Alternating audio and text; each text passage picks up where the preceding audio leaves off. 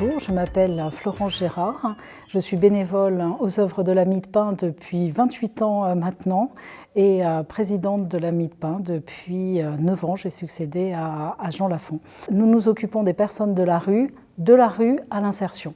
J'ai été victime d'un marchand de sommeil, j'ai perdu mon logement et donc je me suis retrouvée à la rue dans mon véhicule.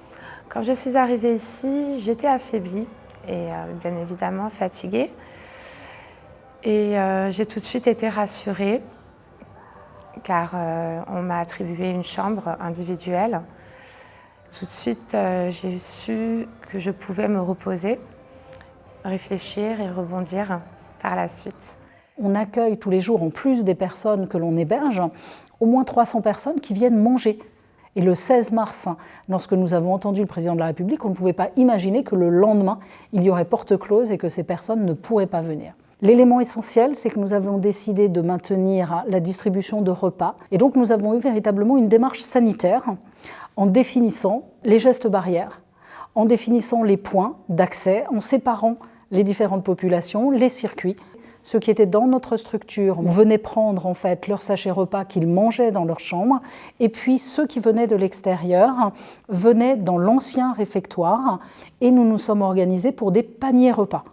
Tout le monde a remonté les manches, tout le monde s'y est mis, parmi les hébergés, les autres salariés, les travailleurs sociaux, les agents d'accueil. Ça nous a confortés dans le fait de considérer que les personnes de la rue doivent être impliquées.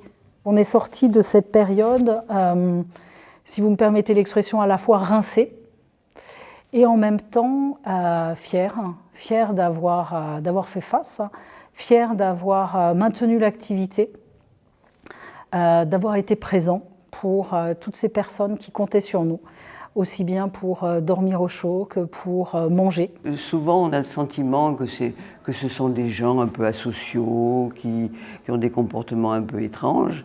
Et bizarrement, ils arrivaient tous avec le masque. Et ils ont fait ça avec un grand sérieux. Je pense qu'ils avaient très bien intériorisé les responsabilités que chacun avait avec chacun. Merci madame, ça va un peu froid mais ça va. Bon appétit. Merci et merci encore pour ce que vous faites. On crée des liens avec les gens, on les connaît. Vous savez, le bénévolat, c'est pas seulement une entraide, je crois que les bénévoles ont aussi besoin de rencontrer des gens.